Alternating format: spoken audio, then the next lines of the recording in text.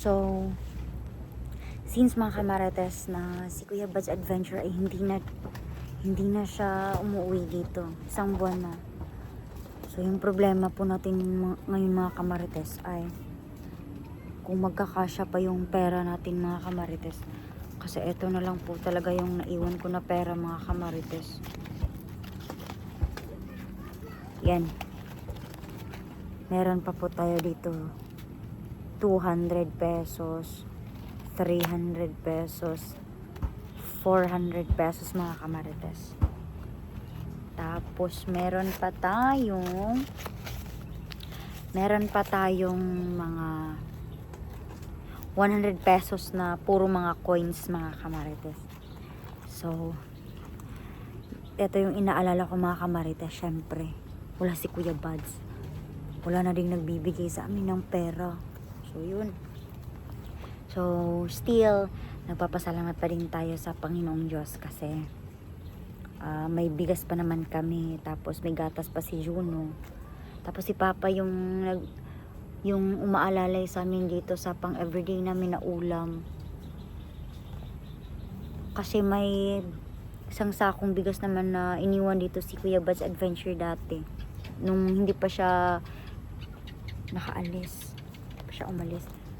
So, yan. Ito po yung proof natin mga kamarites na wala na talaga tayong pera. Oh, yun. Meron pa pala tayo ditong 21 pesos. Gay ko ate. Hindi na si Kuya. Sabi lang na si Kuya.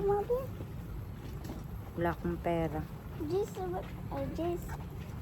Yun, may nanghingi pa sa atin dito ng pera. Tapos 21 pesos lang yung pera ko.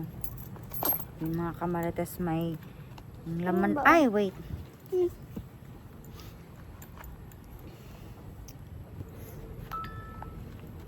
May naniipit pa na pera.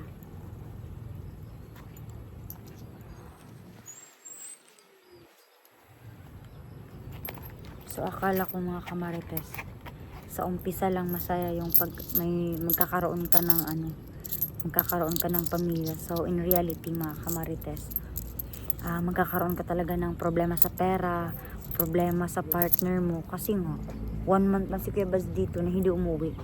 Syempre, reality, wala tayong pera.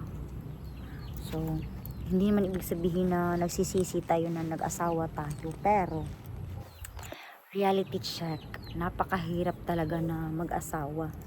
So, sa mga babae dyan na hindi pa ready na magkaroon ng mga different problems sa marriage nila, huwag na muna kayong mag-asawa.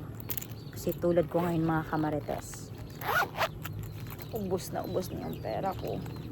Yan. So, yun. Syempre, pag maniniwala din tayo sa power ni God, magkakaroon tayo ng pera soon. Yun. Kasi binibigyan naman ako ni Papa dito ng 50 pesos per day para may mabili daw tayo na gatas ni Juno sa susunod na buwan. At sa mga susunod pang mga buwan kung hindi pa uuwi si Kuya Bud's Adventure. Ayun. Sobrang lungkot ako dito mga kamarites kasi ang hirap ng buhay. Nagmahal yung gasolina, nagmahal yung bigas. Basta lahat ng bilihin dito mga kamarites, sobrang mahal. So yun. Tapos dumagdag pa ang problema ngayon ni Kuya Bud's Adventure na hindi siya matagpuan ng ibang hunters. So yun, may nag-comment sa akin mga kamarites na huwag daw tayong mawala ng pag-asa.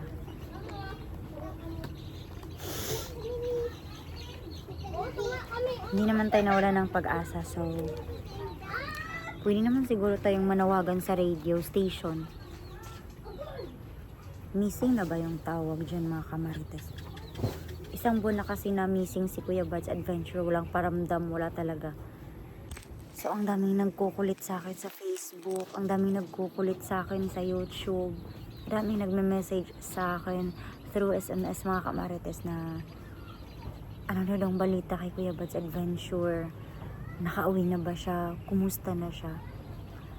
So, grabe talaga yung pagmamahal na binigay ng mga supporters sa'yo Kuya Bad's Adventure. Kaya, so uulitin ko, kung nasan ka man ngayon, sana ay gabayan ka ni Lord. Kasi kami dito, tinitiis namin yung hirap na wala ka.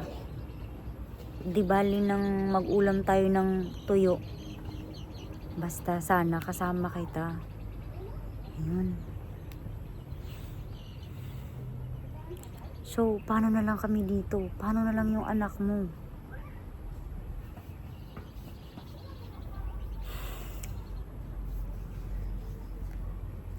So, wala tayong magagawa mga kamarites, kundi mag-vlog na lang tayo.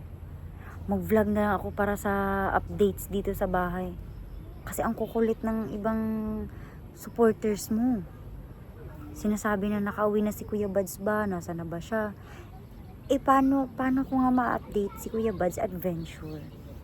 Siya mismo hindi kumukontak sa akin, hindi nagchat-chat, hindi nagpaparamdam. Di ba nga dapat ako yung una na makaalam kung ano yung nangyari sa kanya. Pero ako mismo na asawa, wala akong alam sa pinagdadaanan niya ngayon. Kasi as in totally talaga na wala tayong alam. Paano na yan?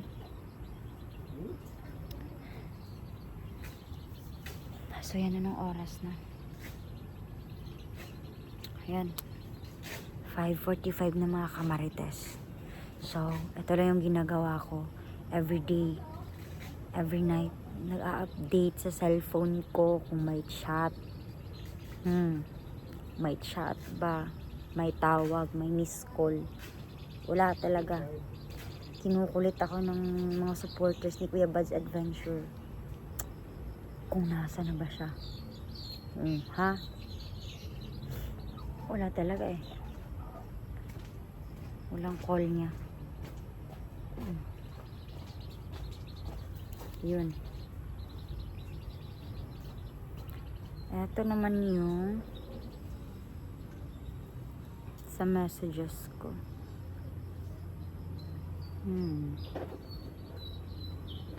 Ito.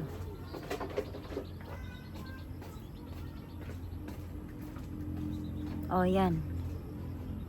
Yun yung proof natin mga kamarites na hindi talaga kumukontak sa akin sa Kuya Bad's Adventure. Walang Kuya Bad's na nagkukontak sa atin. The whole 1 month. The whole 1 month talaga. Walang contact. So, paano yan? So, mamayang mga 8 PM mag-update ako ulit dito sa bahay. So yan. So for na mga kamarites ay magpapahinga muna ako muna mga kamarites kasi mamaya magvi-video ulit ako kung anong sitwasyon na sa bahay namin dito. So kakayanin natin to lahat mga kamarites, and by God's grace mapapabuti si Kuya Bad's Adventure. And thank you so much sa mga hunters, sa mga vloggers na nag-e-effort, nag-e-extend na kanilang tulong para makita na si Kuya Bad's Adventure. So yan, yun lamang muna mga kamarites, and mag-update ako ulit mamaya. So buyers mo na mga kamarites, magmamarites tayo ulit mamaya.